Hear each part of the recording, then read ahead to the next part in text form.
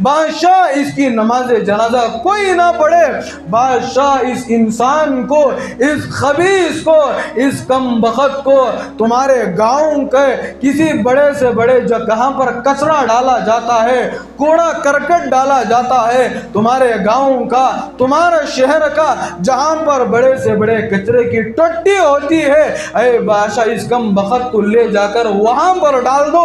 अरे बादशाह इसको ऐसी जगह पर डालना जहां पर जिस कचरे की टट्टी के इर्द गिर्द जहां पर कुत्ते और सूअर फिरते हैं, जहां पर गंदी चीजें खाने वाले जानवर फिरते हैं, नोच कर खाने वाले, चीर कर खाने वाले, जहां पर चरिंद परिंद, वहां पर जहां पर जिनका चक्कर होता है, अरे बादशाह जाकर इस इंसान की लाश को वहां फेंक करके आ जाना।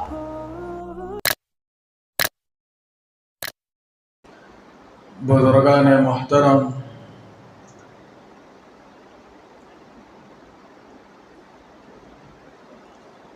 किसी बंदे के लिए यह बात ज़ेबा नहीं देती कि वह अल्लाह पाक से किसी चीज़ की शिकायत करे।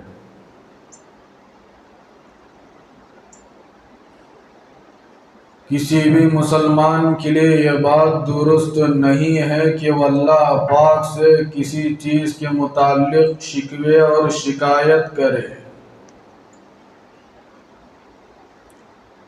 किसी चीज़ की ज़रूरत पड़ रही है तो बंदा अल्लाह से सवाल कर सकता है,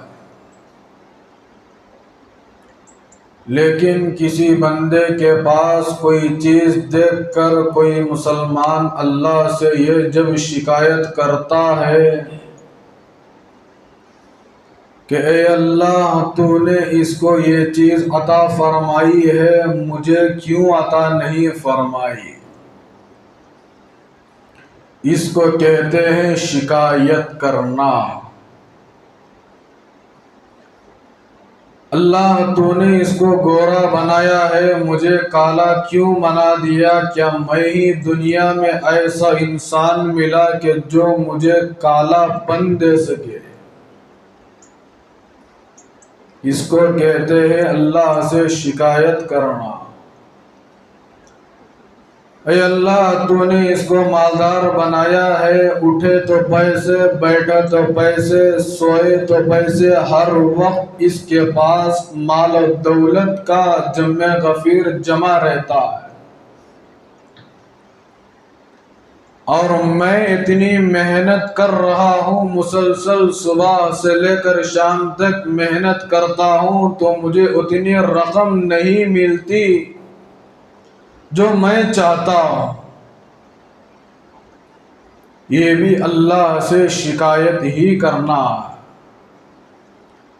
किसी भी इंसान के लिए यह बात दुरुस्त नहीं है कि वह अल्लाह से शिकवे और शिकायत करके जिंदगी को गुजारे। अल्लाह पाक किसी को मालदार बनाया है तो हशर के मैदान में भी ये राज खुल जाएगा, अल्लाह पाक ने इसको मालदार क्यों बनाया था। अगर अल्लाह पाक किसी को गरीब बनाया है, हशर के मैदान में ये भी राज खुल जाएगा कि अल्लाह पाक ने इसको गरीब क्यों बनाया था। अगर अल्लाह पाक ने किसी को हमेशा जिंदगी भर मौत के आखिरी सांस तक कोई बीमारी नहीं दिया, हर वक्त वो सेहत ही सेहत के साथ हमेशा खुश रहता था, हशर के मैदान में ये भी राज खुल जाएगा कि हमेशा अल्लाह पाक इसको सेहतमंद बनाकर क्यों रखे थे। अगर कोई ऐन जवानी में या बचपन से लेकर बुढ़ापे तक कोई अगर बीमार है, हमेशा बीमारी में रहकर जिंदगी के लम्हात को गुजारता है, कभी जिंदगी के अंदर उसने सेहत नहीं पाई, हमेशा बीमारी में जिंदगी गुजार रहा है, टैबलेट खा रहा है, दवाइयाँ इस्तेमाल कर रहा है, 2 दिन घर में रहता है तो 4 दिन अस्पताल में ज़ेर इलाज रहता है, हमेशा बीमार ही बीमार रहता है। तो हशर के मैदान में ये भी राज खुल जाएगा कि अल्लाह पाक इस बंदे को हमेशा क्यों बीमारी अता फरमाए थे। अगर अल्लाह पाक ने किसी को मक्का मुकर्रमा में या मदीना मुनव्वरा में पैदा फरमाए, हशर के मैदान में भी ये राज खुलकर सामने आएगा कि मक्का मुकर्रमा और मदीना मुनव्वरा जैसी इतनी पाक और शफ़ाफ ज़मीन में इंसानों को अल्लाह पाक ने पैदा किया, यहाँ पर पैदा कर रखने का राज क्या है, हशर के मैदान में ये भी खुल जाएगा। अगर किसी इंसान को अल्लाह पाक ने हिंदुस्तान के अंदर पैदा फरमाया है, यहाँ पर रख कर के ज़िंदगी गुजार रहा है, हशर के मैदान में ये भी राज खुलकर सामने आएगा कि अल्लाह पाक ने इसको हिंदुस्तान में रखने का राज क्या था। अलगर्ज वो तो हमारा खालिक है, वो तो हमारा मालिक है, वो तो हमारा राज़िक है।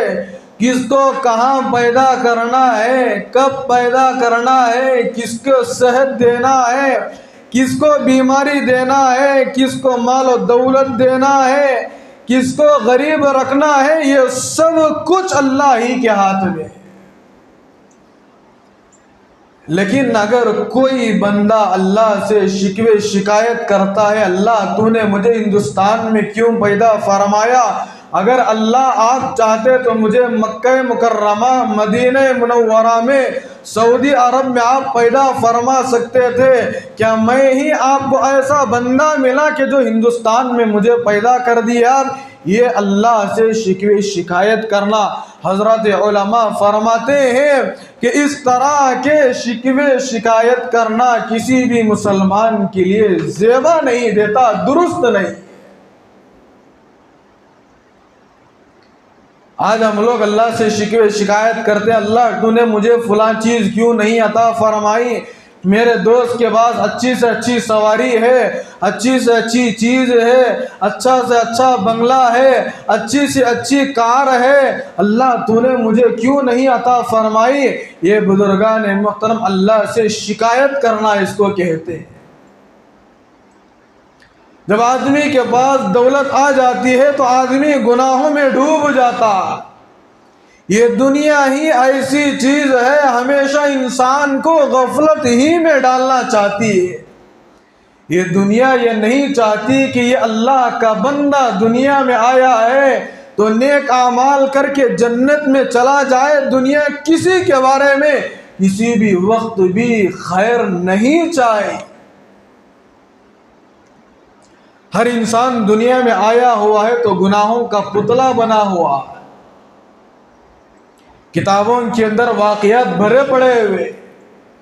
आज इंसान गुनाह को गुनाह नहीं समझ रहा। और एक बात याद रखिए, आज आदमी गुनाह करके मस्त रहता है। आदमी गुनाह करके भी ऐश व इशरत में रहता है। आदमी गुनाह करता है तो तौबा करने की उस बंदे को तौफीक भी नहीं होती।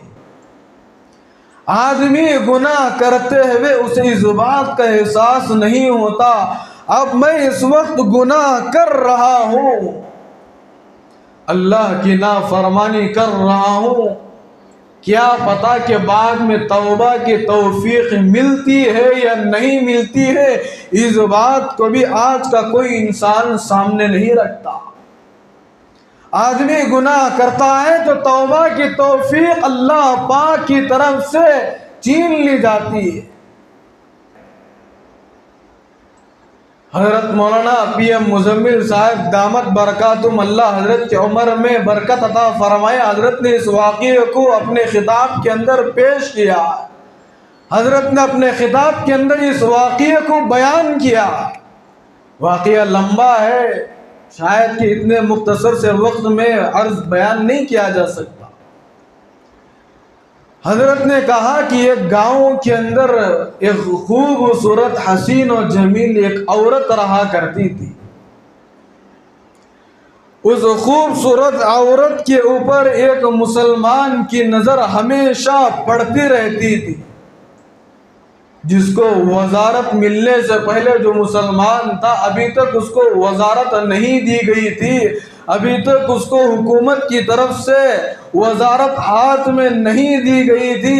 वजीर बनने से पहले, हाकिम बनने से पहले ये मुसलमान एक औरत हुआ करती थी। एक किसी गांव में बड़ी खूबसूरत थी, हसीन और जमील थी। हमेशा उस औरत के ऊपर इस मुसलमान की नजर पड़ती थी।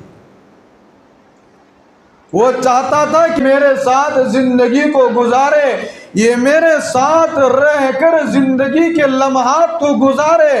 वो हमेशा मुसलमान यही चाहता था कि ये कितना जल्द हो सके मेरे हवाले हो जाए। हमेशा उस खूबसूरत हसीन औरत को पाने की कोशिश किया करता था। लेकिन अल्लाह का करना ऐसा हुआ कि उस खातून का निकाह उस मुसलमान से नहीं हुआ। जो मुसलमान चाह रहा था कि ये मेरे से मिल जाए, मुझे हासिल हो जाए, मैं इसे अपनी जिंदगी के अंदर दाखिल कर लूं, मैं इसे दुल्हन बनाऊं, लेकिन अल्लाह का करना ऐसा हुआ कि अल्लाह पाक ने उस खूबसूरत औरत का निकाह किसी और इंसान से करा दिया। कुछ साल गुजरने के बाद या कुछ महीने गुजरने के बाद उस खूबसूरत औरत का इंतकाल हो जाता है। इंतकाल हो जाने के बाद उसको गुस्ल दिया जाता है, नमाज जनाजा पढ़ाई जाती है। नमाज जनाजा पढ़ाने के बाद उसके रिश्तेदार, उसके भाई बहन, अजीज व अकारिब उस मैयत को लेकर, उस जनाजे को लेकर कब्रस्तान की तरफ चल पड़ते हैं। और कब्रस्तान को जाने के बाद कब्रस्तान में उस औरत को दफनाते हैं। उस औरत को कब्र में डालने के बाद लकड़ी वगैरह रख कर, हसीर वगैरह रख कर उस औरत के ऊपर मिट्टी डालकर उस औरत को बंद कर दिया जाता है। बंद करने के बाद दुआ वगैरह कर कर, ईसाले सवाब कर कर उसके अजीज और अकारिब अपने घरों की तरफ लौट कर आते हैं। कब्रस्तान से निकलकर बाहर की तरफ आने लगते हैं।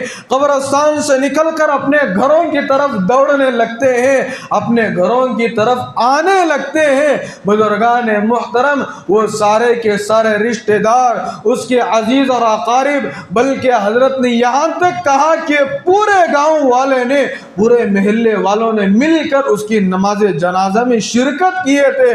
पूरे महल्ले के लोग, गांव के लोग उसके जनाजे को कब्रस्तान तक ले जाकर उसको कब्रस्तान में दफन करके घर को लौट गए।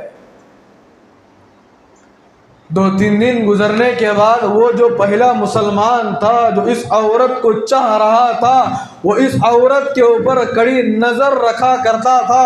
वो हमेशा इसी धुन में रहा करता था कि मैं इस औरत को कितना जल्द हो सके पालूं, अपने कब्जे में कर लूं। लेकिन बुजुर्गान मुहतरम, हजरत ने कहा कि ये हजरत मौलाना अशरफ अली थानवी रहमतुल्लाह अलैह ने अपनी किताब के अंदर इस वाक़े को नकल किया है।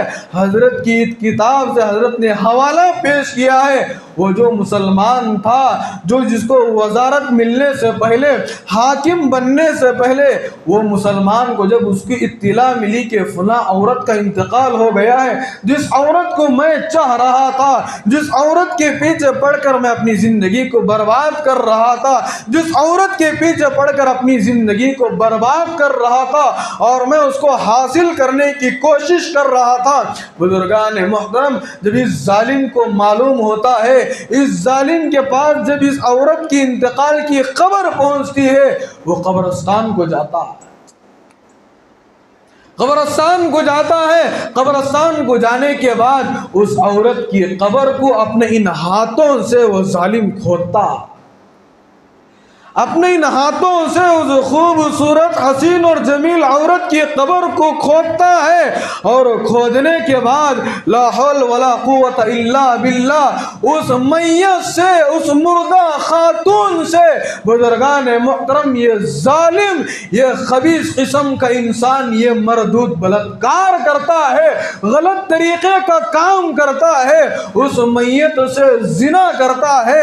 वो औरत दुनिया से रुखसत हो चुकी है, उस खातून का इंतकाल हो चुका है, वो औरत दुनिया से मरकर अल्लाह के हवाले हो चुकी है।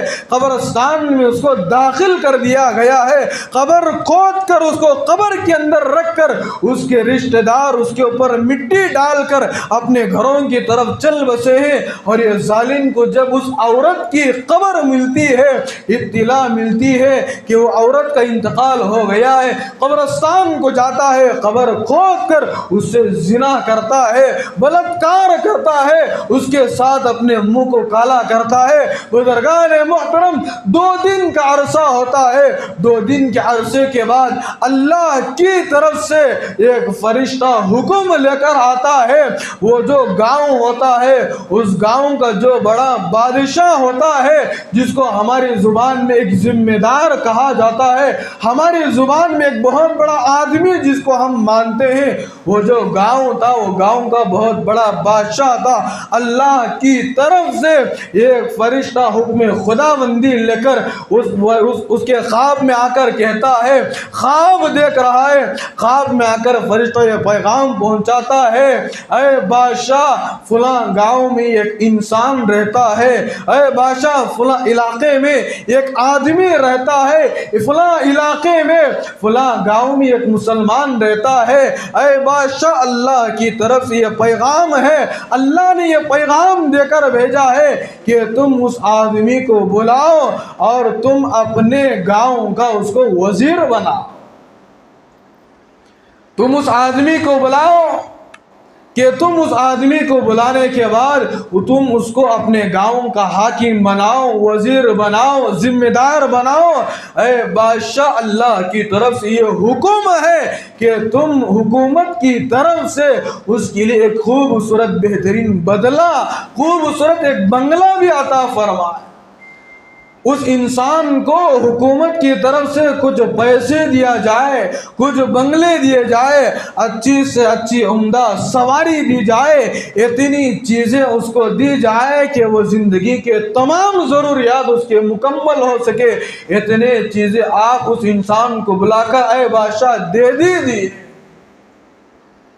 चुनांचे बादशाह तो बादशाह होता है, सुबह में उठता है, सुबह में उठने के बाद फलां गांव को जाता है, जाने के बाद जिस इंसान की तरफ से अल्लाह की तरफ से पैगाम आया हुआ है, फरिश्ता लाकर हुक्म खुदाबंदी पहुंचा रहा, उस आदमी को बुलाता है और बुलाने के बाद कहता है कि आज से मैं तुमको वजीर बना रहा हूँ, आज से तुम हमारे गांव के वजीर हो, आज से तुम्हारे लिए हुकूमत की तरफ से एक बंगला दिया जा रहा है, ये तुम इस बंगले में रह सकते हो, तुम्हारे लिए खूबसूरत सवारियां पेश की जा रही है, ये सब तुम्हारी ज़िंदगी की ज़रूरतें मुकम्मल करने के लिए ये सब चीज़ें आपके लिए दी जा रही है। चुनांचे वो जो इंसान था जिस औरत के साथ उसने बलात्कार किया था, वो सारी की सारी चीज़ें लेकर खुश रहता है, आयश इशरत के साथ खुश होकर सारी चीजें लेकर लौटता है। बुजुर्गान मुहतरम कुछ महीने गुजरते हैं या कुछ हफ्ते गुजरते हैं, कुछ हफ्ते गुजरने के बाद भी उसके इंसान का इंतकाल हो जाता है। जिसको बादशाह ने वजीर बनाया था, जिसको बादशाह ने हुकूमत अता फरमाई थी, जिसको बादशाह ने बंगला अता फरमाया था, फरिश्ता अल्लाह की तरफ से हुक्म खुदाबंदी लाकर ख्वाब के जरिए बादशाह तक पहुंचाया था, बादशाह ने उस काम को कर दिया। 2-4 महीने या कुछ लम्हात या कुछ दिन गुजरने के बाद उस कम बखत का इंतकाल हो जाता है। उसका इंतकाल हो जाने के बाद रात में इंतकाल होता है। दूसरे दिन नमाज नमाज जनाजा होती है, असर में या मगरिब में उसके नमाज जनाजा पढ़ने का इंतज़ाम किया जाता है, गुस्ल वगैरह का इंतज़ाम किया जाता है। रात में इंतकाल हुआ है, चुनांचे उस दिन रात में बादशाह रात में आराम करने के लिए बिस्तर पर चला जाता है, अपने घर में आराम करने के लिए बादशाह लेट जाता है। खाने वगैरह से फारिग होकर जब बादशाह बिस्तर पर सोने के लिए जाता है, कुछ घंटे गुजरते हैं। 2-3 घंटे गुजरने के बाद अल्लाह की तरफ से फरिश्ता एक हुक्म लेकर आता है और आकर बादशाह से कहता है, अरे बादशाह, अल्लाह की तरफ से ये हुक्म है कि इस इंसान का, बल्कि जिस इंसान का इंतकाल हुआ है, अल्लाह की तरफ से ये हुक्म है कि किसी मुसलमान के लिए नहीं है कि इस इंसान के नमाज जनाजा में शरीक होकर नमाज जनाजा पढ़े। कोई इसकी नमाज जनाजा पढ़ने के लिए ना आए, बादशाह इसकी नमाज जनाजा कोई ना पढ़े। बादशाह इस इंसान को, इस खबीस को, इस कमबख्त को तुम्हारे गांव के किसी बड़े से बड़े जगह पर कचरा डाला जाता है, कूड़ा करकट डाला जाता है, तुम्हारे गांव का, तुम्हारे शहर का जहां पर बड़े से बड़े कचरे की टट्टी होती है, अरे बादशाह इस कमबख्त को ले जाकर वहां पर डाल दो। अरे बादशाह इसको ऐसी जगह पर डालना जहां पर जिस कचरे की टट्टी के इर्द गिर्द जहां पर कुत्ते और सूअर फिरते हैं, जहां पर गंदी चीजें खाने वाले जानवर फिरते हैं, नोच कर खाने वाले, चीर कर खाने वाले, जहां पर चरिंदे परिंदे वहां पर जहां पर जिनका चक्कर होता है, अरे बादशाह जाकर इस इंसान की लाश को वहां फेंक करके आ जाना। चुनांचे वाक़या लंबा है। बादशाह सुबह में उठता है, उठकर लोगों के सामने इस बात को ऐलान करता है कि कोई इसकी नमाज जनाजा नहीं पढ़ेगा। आगे बढ़कर फरिश्ता एक पैगाम देता है, ये बात पहुंचा कर जाता है, बादशाह से कहता है कि बादशाह लोगों से ये कह दो, जो इसकी नमाज जनाजा में शरीक रहेगा वो अल्लाह की रहमत से महरूम हो जाएगा। जो इसकी जिसकी नमाज जनाजे में शिरकत करके नमाज जनाजा पढ़ेगा वो अल्लाह की रहमत से दूर हो जाएगा, अल्लाह की रहमत से दूर हो जाएगा।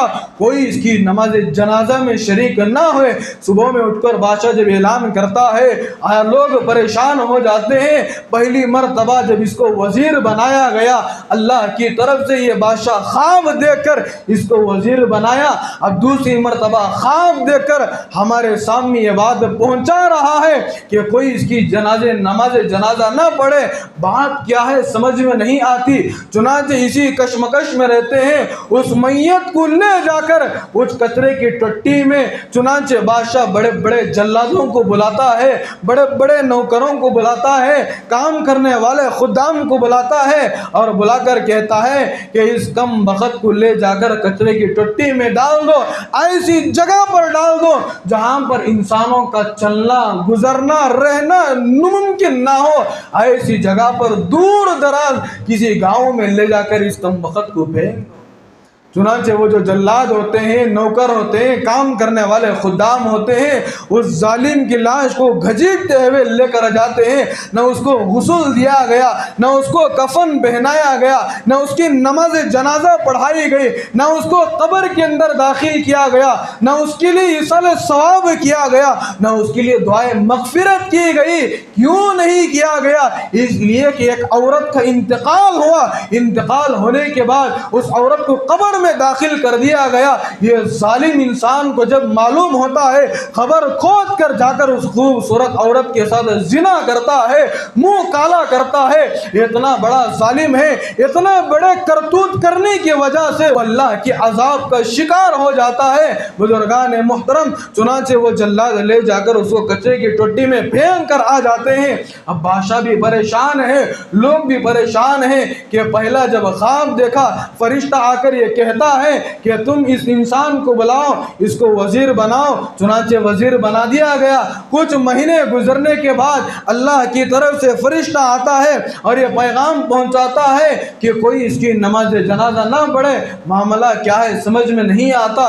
इसी कश्मकश में तीसरी रात जब बादशाह आराम करने के लिए अपने घर के अंदर सोता है, तीसरी रात है, तीसरे दिन के लम्हात गुजर रहे, रात का सन्नाटा है, बुरे लोग मस्त मजे में नींद आराम कर रहे। बादशाह के पास तीसरे दिन फरिश्ता हुक्म खुदाबंदी लेकर आता है। अल्लाह की तरफ से बजरिया हुक्म लेकर अल्लाह पाक की तरफ से फरिश्ता आता है और आकर बादशाह से ये कहता है, अरे बादशाह असल मामला ये है, अरे बादशाह असल मसला ये है कि ये ऐसा जालिम इंसान है, ये ऐसा कम बख्त इंसान है कि फला वक्त में एक खूबसूरत औरत का इंतकाल हुआ था। ये ऐसा इंसान है, इसने फला औरत की कब्र खोद कर इसने उसके साथ मुंह को काला किया। उस वक्त जमीन लरजने लगी, उस वक्त अल्लाह का ये आसमान थर थर कांपने लगा, अल्लाह का वो अर्श हिम्मिश करने लगा, हिलने लगा। अल्लाह का वो अर्श अल्लाह से कहता है, हे अल्लाह, अल्लाह इसका फैसला आप जल्दी से कर दीजिए, इतना बड़ा जालिम, इतना बड़ा गुनाह कर रहा है, अल्लाह इसका फैसला जल्दी से कीजिए। अल्लाह का अर्श इसके फैसले का मुतालबा अल्लाह पाक से करने लगा।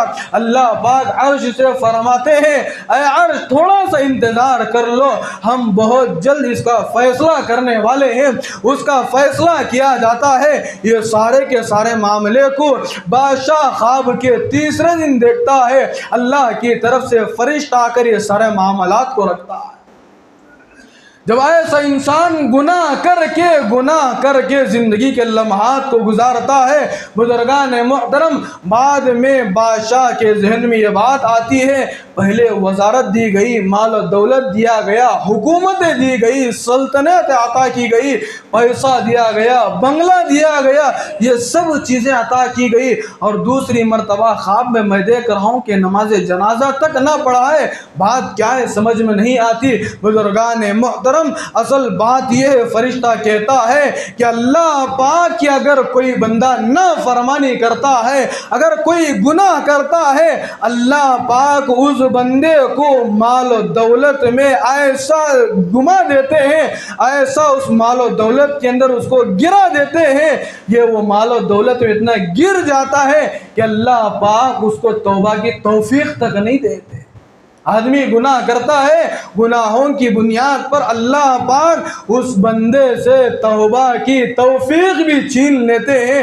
बाद में फरिश्ता फरमाता है उस बादशाह से, जब इसको माल और दौलत दी गई, ये अल्लाह की तरफ से फैसला था कि अल्लाह का वो अर्श जुम्बिश करने लगा, हिलने लगा, और अल्लाह पाक से ही कह रहा था, ऐ अल्लाह जितना जल्द हो सके आप इसका फैसला कीजिए। बुजुर्गान मोहतरम, अगर कोई आदमी गुनाह करता है, अल्लाह पाक तौबा की तौफीक छीन लेते हैं। कोई बंदा गुनाह करता है, वो इस उम्मीद में ना रहे कि आज मैं गुनाह कर लूँ, कल तौबा कर लूँगा, क्या पता कि ज़िंदगी का हमारा सूरज शाम होने से पहले गुरूब हो जाए और तौबा की तौफीक ना हो और क़यामत के दिन हशर के मैदान में हमारी पकड़ हो जाए। इसीलिए बुजुर्गान मोहतरम, हज़रत उलमा फरमाते हैं, हर वक्त मुझे और आप को दिन में जितनी मर्तबा अल्लाह पाक तौफीक दे, हमारे गुनाहों को याद करके अल्लाह पाक से तौबा करते रहना चाहिए, अस्तग़फ़ार पढ़ना चाहिए। हमने हज़रत उलमा के बयानात में ये जुमला सुना है कई मर्तबा। हज़रत उलमा फरमाते हैं कि तुम जितना ज़्यादा हो सके अपने गुनाहों को याद करके अस्तग़फ़ार किया करो। लोग कहते हैं कि हज़रत हम गुनाह कहाँ कर रहे हैं, हम अस्तग़फ़ार क्यों करें, हम गुनाह कहाँ कर रहे हैं, हम तौबा क्यों करें, हज़रत हम अल्लाह की नाफरमानी कहाँ कर रहे हैं, हम तौबा और इस्तिग़फ़ार क्यों करना चाहिए। बुजुर्गान मोहतरम, हदीस पाक के अंदर आता है, मैं आपसे पूछना चाहता हूँ, कायनात में मेरे नबी से ज़्यादा हसीन और जमील कौन हो सकता है। कायनात में मेरे और आपके आका, सब कह दो एक मरतबा सल्लल्लाहु अलैहि वसल्लम, मेरे नबी से पाक और साफ कौन हो सकता है, वो नबी के बारे में हदीस पाक के अंदर आता है, रसूलुल्लाह सल्लल्लाहु अलैहि वसल्लम दिन में 70 मरतबा इस्तग़फ़ार पढ़ा करते थे। कितने मरतबा? एक एक दिन में अल्लाह के नबी सल्लल्लाहु अलैहि वसल्लम 70 मरतबा इस्तग़फ़ार किया करते थे। हजारों मरतबा अल्लाह की दी हुई नेमतों का शुक्र अदा किया करते थे। यह हदीस को सामने रखकर मैं और आप जितना ज़्यादा हो सके हमेशा अपने गुनाहों को याद करके अल्लाह पाक से तौबा करना चाहिए, इस्तग़फ़ार को लाजिम करना चाहिए। इस्तग़फ़ार के फ़ज़ाइल में लिखा हुआ है, अगर कोई आदमी कारोबार के एतबार से परेशान हाल है, वह इस्तग़फ़ार को लाजिम कर ले, अल्लाह पाक उसकी रोज़ी के अंदर बरकत अता फरमाएंगे। अगर कोई बीमारी में घिरा हुआ है, कोई छुटकारा निकलने के लिए समझ में नहीं आ रहा है, वह इस्तग़फ़ार को लाजिम कर ले, अल्लाह पाक उसको उसकी बीमारी से छुटकारा अता फरमाएंगे। अगर कोई मुसलमान किसी परेशानी में मुब्तला है, कहीं भी उसकी परेशानी हल नहीं हो रही है, वह इस्तग़फ़ार को लाजिम कर ले। वो जितना ज़्यादा हो सके कसरत के साथ इस्तग़फ़ार बढ़ते रहे, अल्लाह पाक उसकी परेशानी को दूर अता फरमाएंगे। अगर कोई आदमी किसी भी चीज़ में गिरा हुआ क्यों ना हो, वो इस्तग़फ़ार को लाजिम कर ले, अल्लाह पाक वही अल्लाह पाक है। इस्तग़फ़ार की बुनियाद पर, इस्तग़फ़ार को पढ़ने की बुनियाद पर हमारे तमाम मसाइल को हल करने वाले हैं। शर्त यह है कि अल्लाह की ज़ात पर यकीन करके पढ़ना चाहिए, बल्कि पूरे अज़म के साथ, पुख्ते इरादे के साथ वह इस्तग़फ़ार पढ़े, तमाम मसाइल को अल्लाह पाक हल फरमाएंगे। बस अल्लाह पाक से दुआ फरमाएं, अल्लाह पाक मुझे और आपको इस्तग़फ़ार कसरत के साथ पढ़ते रहने की तौफ़ीक़ अता फरमाएं। अल्लाह पाक मुझे और आपको रोज़ाना अपने गुनाहों को याद करके अल्लाह पाक के सामने गिड़गिड़ाते हुए, तौबा करते हुए ज़िंदगी गुजारने की तौफ़ीक़ अता फरमाएं। आमीन व आखिर दावाना अनिल हम्दुलिल्लाहि रब्बिल आलमीन।